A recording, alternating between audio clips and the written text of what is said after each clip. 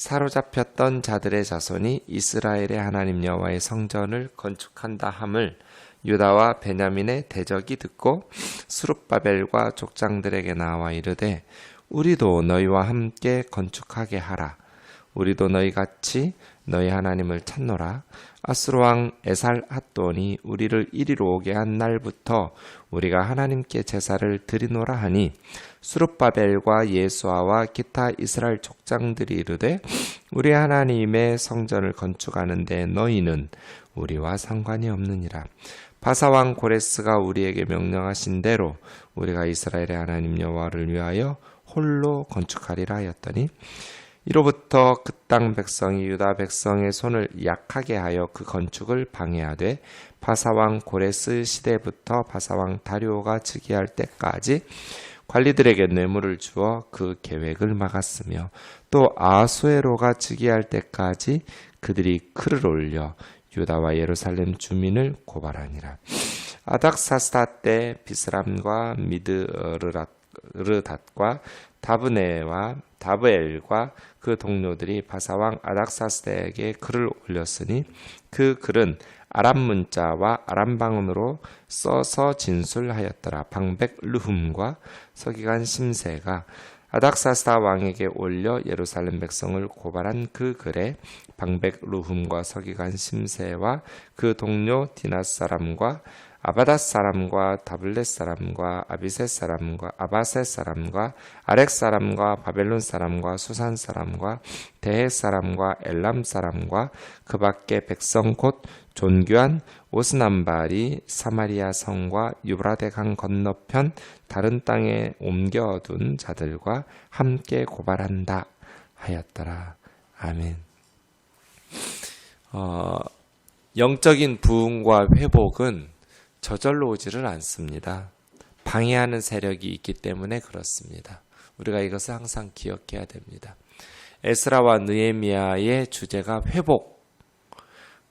바벨론에게 멸망한 후 이제 다시 예루살렘과 유다 고향 조상들의 땅에 돌아와서 무너졌던 성전을 다시 세우고 끊어졌던 하나님 나라의 역사를 다시 회복함에 있어서도 적대 세력이 방해하는 세력들이 있었습니다. 그래서입니다. 영적인 회복을 사탄이 가만두겠어요? 당연히 방해하죠. 그러한 때 어떻게 그 일들을 감당해야 하는지 또 오늘은 말씀을 통해서 우리가 알 수 있습니다. 1절 말씀부터 보시죠. 사로잡혔던 자들의 자손이 이스라엘 하나님 여호와의 성전을 건축한다 함을 유다와 베냐민의 대적이 듣고 유다와 베냐민 이게 이제 남유다 두 지파인 거죠. 북이스라엘 10지파가 이제 남쪽 유다 두 지파 유다와 베냐민 지파가 다시 돌아와서 성전을 건축한다라는 소식을 들었어요. 북이스라엘 사마리아의 10지파인 거죠. 그 10지파 사람들은 사실은 열왕기하 17장 24절에서 33절까지 말씀을 보시면 북이스라엘 10지파의 혈통이 아니에요. 이 북이스라엘을 무너뜨렸던 아수르는 이중이주 정책을 써요. 그러니까 아시리아 제국 내에 모든 나라들, 정복한 여러 나라가 있었을 거잖아요. 그 나라들의 하나됨을 위해서 강제로 이주를 시켜요. 그래서 북이스라엘에 살고 있었던 그 사람들은 원래 아브라함의 혈통 이스라엘 사람 맞죠? 그 10지파 사람들은 다른 지역으로 흩었어요. 여러 지역으로 보내고 외국에 있던 바벨론 사람들, 구닷 사람들, 아와 사람들, 하맛 사람들, 스발와임 사람들 여러 지역에 흩어져 있던 외국인들을 강제로 또 이스라엘 북이스라엘 땅에 이주 정책을 시킨 거예요. 그럼 남아있던 이스라엘 사람들과 혼혈이 되겠죠? 그러니까 사실은 이때쯤 되면 지역은 북이스라엘 10지파 땅에서 살고 있지만 지리적으로는 이스라엘이지만 혈통적으로는 이스라엘이라고 말하기 어려워요. 이방인들이거나 이방인들과 혼혈이거나 뭐 그래요. 그러니까 북이스라엘의 그러니까 사실은 정통 북이스라엘 10지파 사람들은 유다 사람들이 바벨론에 끌려갔던 것처럼 외국에 끌려가서 그 지역에서 살고 있는 거죠. 그렇던 사람들, 그래서 이제 북이스라엘에 이주해 왔던 이방인들이 여러 성읍에 흩어져 살면서 어떤 일이 있겠어요? 이와 같이 저희가 여호와도 경외하고 또한 어디서부터 옮겨왔던지 그 민족의 풍속대로 자기의 신들도 섬겼더라. 당연히 이렇게 되겠죠. 그때 당시에 북이스라엘의 신 여호와 하나님은 지역신이라고 생각했을 테니 그 하나님도 섬기고, 그리고 어느 지역에서 왔든지 자기들이 섬기던 신들도 이스라엘 땅에 와서 섬겼겠죠. 이런 종교적인 혼합이 시작된 것이죠. 이 사람들이, 유다와 베냐민 지파 사람들이 돌아와서 성전을 건축한다는 소식을 듣고 제안하는 거예요. 2절이죠. 스룹바벨 총독과 족장들에게 우리도 너희와 함께 건축하게 하라. 우리도 너희같이 우리 하나님을 찾노라. 너희 하나님을 찾노라. 아수르 왕 에살핫돈이 우리를 이리로 오게 한 날부터 지금까지 우리가 하나님께 제사를 드렸다. 이런 제안이에요. 네. 그러니까 물론 이 사람들이 믿는 하나님은 유일하신 하나님 아니죠. 여러 신들 중에 하나인 그 하나님께도 우리가 제사를 계속 드리고 있다. 그러니 너희나 우리나 이스라엘 하나님 섬기는 것 똑같다. 우리가 너희의 성전 건축을 경제적으로도 도와주고 또 여러 가지 외교적으로도 정치적으로도 도와가면서 협력할 터이니 사이좋게 지내자. 어때요, 이 제안이? 사탄은요, 머리에 뿔을 달고 이렇게 오지 않아요. 아주 달콤하게 와요. 스윗해요. 스윗하게 온다고요. 그래서 유혹이 되죠. 이 제안을 받아들이면 어떻게 되겠어요? 예루살렘과 유다는 얻는 게 있고 잃는 게 있겠죠.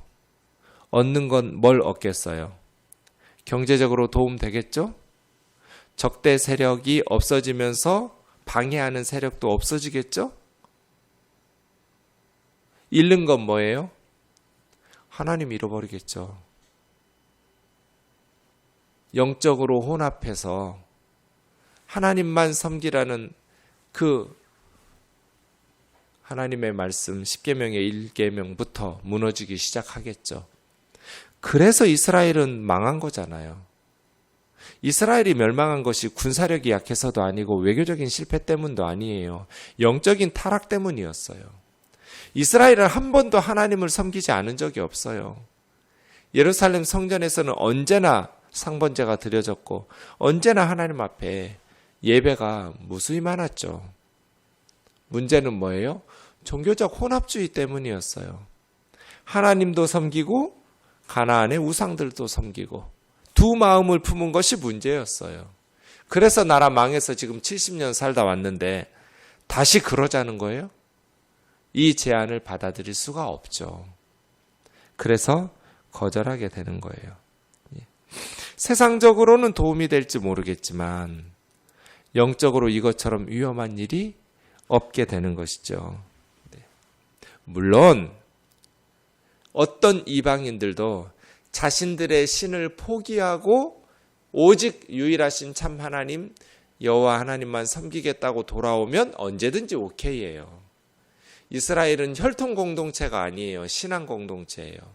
그래서 언제든지 자신들이 섬기던 신을 버리고 상천하지의 유일하신 참 하나님 이스라엘의 하나님 여호와 하나님만을 섬기겠다고 돌아오면 오케이.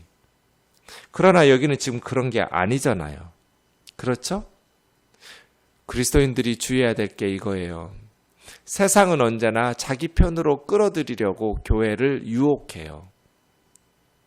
그 세상의 제안, 유혹을 거절하면 세상은 돌변해서 공격해요.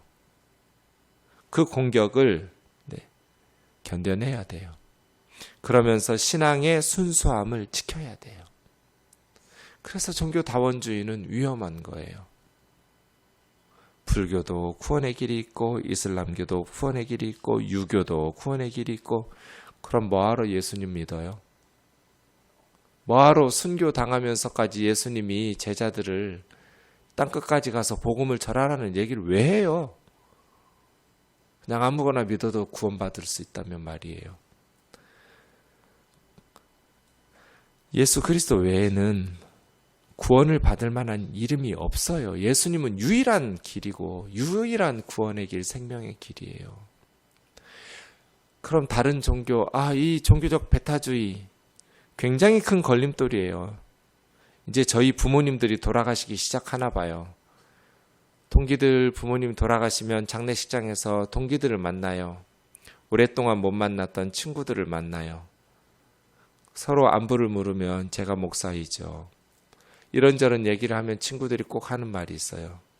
준경이 너는 다 좋은데 예수만 믿어야 한다는 게 마음에 안 들어.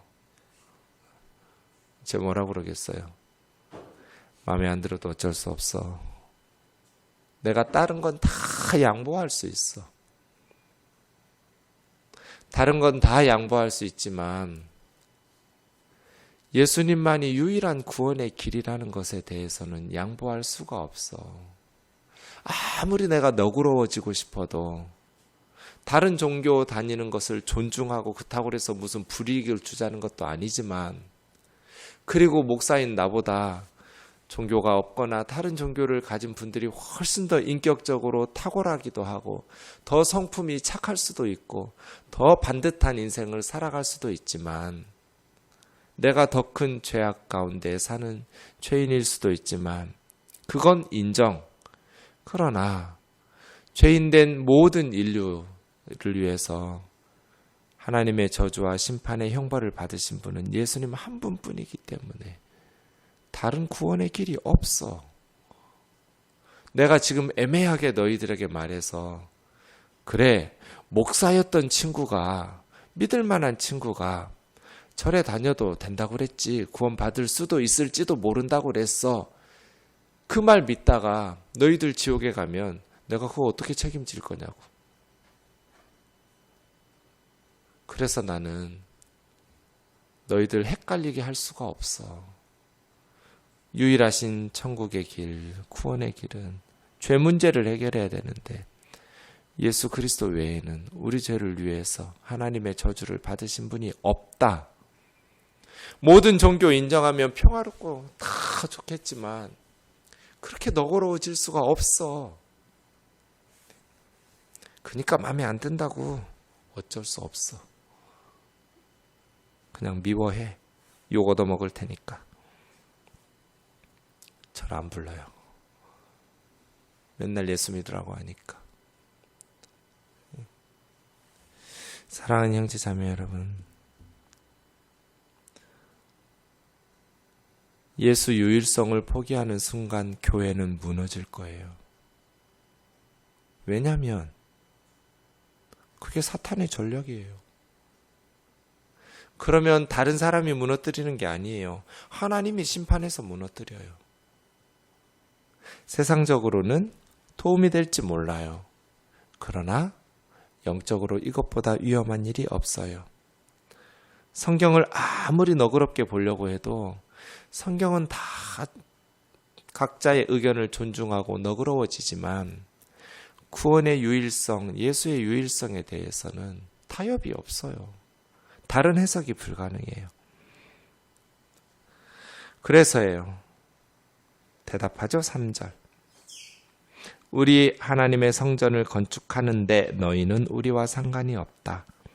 바사왕 고레스가 우리에게 명령하신 대로 우리가 이스라엘 하나님 여호와를 위하여 홀로 건축할 거야. 있죠. 고레스 칙령을 근거로 우리는 홀로 건축하겠다. 그럼 어떻게 하겠어요? 그러니? 그래. 그러지 않죠? 4절. 그 땅 백성이 유다 백성의 손을 약하게 하여 그 건축을 방해하되. 손을 약하게 했다라는 건 뭐예요? 위협하고 협박해서 곧 싸울 태세로 덤벼가지고 두려워하게 하고 낙담하게 하면서 방해했다는 거죠. 손이 약해져 버렸어요. 그래서 15년 정도 멈췄어요. 실제로. 바사왕 고레스부터, 고레스는 539년에서 기원전 530년까지 짧게 왕위에 있다가 바로 죽었어요.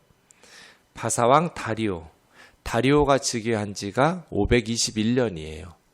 다리오 왕 2년 520년에 다시 공사가 재건되거든요. 한 15, 16년 동안 스탑되다가 그 관리들에게 뇌물을 주어가면서 그 계획은 뭐겠어요? 성전 재건이죠. 예루살렘 성전, 수룹바벨 성전 공사의 계획을 막았으며 아하수에로가 즉위할 때까지, 아하수에로가 즉위한 것은요, 그 뒤로부터 기원전 485년에 즉위하니까요. 다리오 왕의 아들 에스더의 남편이었던 아하수에로가, 그러니까 근 50년 동안 계속해서 조서를 보낸 거예요. 페르시아 왕들에게 성전을 회방하면서 그렇게 계속해서, 그러니까 원수들의 방해가 적당히 끝난다는 생각하시면 안 돼요. 끈질기다는 것을 기억해야 돼요. 계속해서 하나님 나라를 방해하는 세력들은 쉽게 포기하지 않아요. 지속적으로 끝없이 한 번 실패했다고 해서 포기 안 해요. 그래서 우리가 항상 깨어 있어야 돼요. 항상 깨어 있고 항상 하나님의 은혜에 메인바 돼야 돼요. 7절이요. 아닥사스다 때 느헤미야 시대인데요. 비슬람, 미스드랏, 다브엘 또 그 동료들이 글을 올려요. 그 글은 아람 문자, 아람 방언, 시리아의 언어예요. 네. 시리아가 이 아람 지역이 무역이 발전해서 고대 근동 지역의 외교적인 국제적인 언어가 돼요. 아람어가요. 국제 통상 언어예요. 이 아람어가 아수르, 바벨론 또에서 다 외교적인 용어로 사용되게 돼요. 페르시아에서도 사용했고요. 그렇게 편지를 써서 진술하는데 누구와 함께? 루훔과 신세가 9절에 있는 그 많은 동료들, 디나 사람, 아바사 사람, 다블렛 사람, 아바세 사람, 아렉 사람, 바벨론 사람, 수산 사람, 데엘 사람, 엘람 사람, 기타 백성 곧 존귀한 오스나빨. 오스나빨은 아수르의 마지막 왕이에요. 네. 사마리아 성과 강 건너편 다른 땅에 있는 자들과 함께 고발한다. 이런 식으로 고소장에 수많은 사람들을 썼어요. 왜요? 이렇게 수많은 사람들이 예루살렘 성전을 건설해서는 안 된다고 판단을 내립니다. 저것들 예루살렘의 성전을 세우면 과거에 다윗과 솔로몬 그런 시대도 있었습니다. 주변 나라들을 정복하고 결국은 반역을 꾀해서 페르시아에게 반역을 꾀할 겁니다. 도움이 안 될 겁니다 하면서 계속해서 조서를 쓰고 고발장을 페르시아에 보내면서 방해한 것이죠. 사랑하는 형제자매 여러분, 우리가 기도하고 열심히 하나님의 나라의 일을 하려면 반드시 사탄의 시험이 있어요.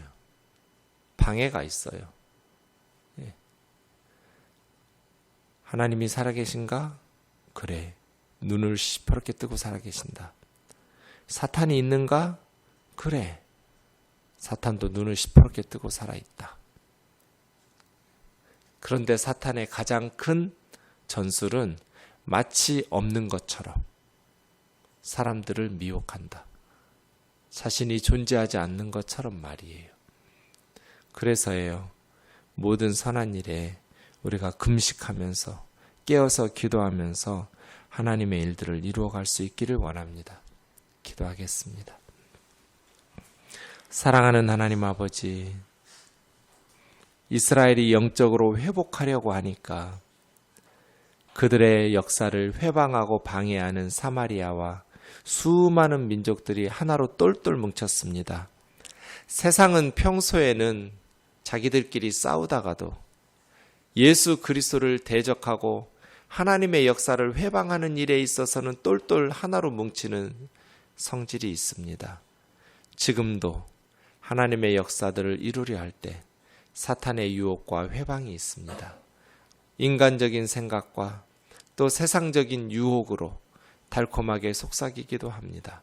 자비로우신 하나님 아버지, 말씀 앞에 바로 깨어서 하나님 맡겨주신 귀한 사명을 잘 감당케 도와 주시옵소서.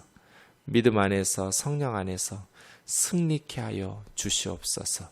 예수님의 거룩하신 이름으로 기도하옵나이다.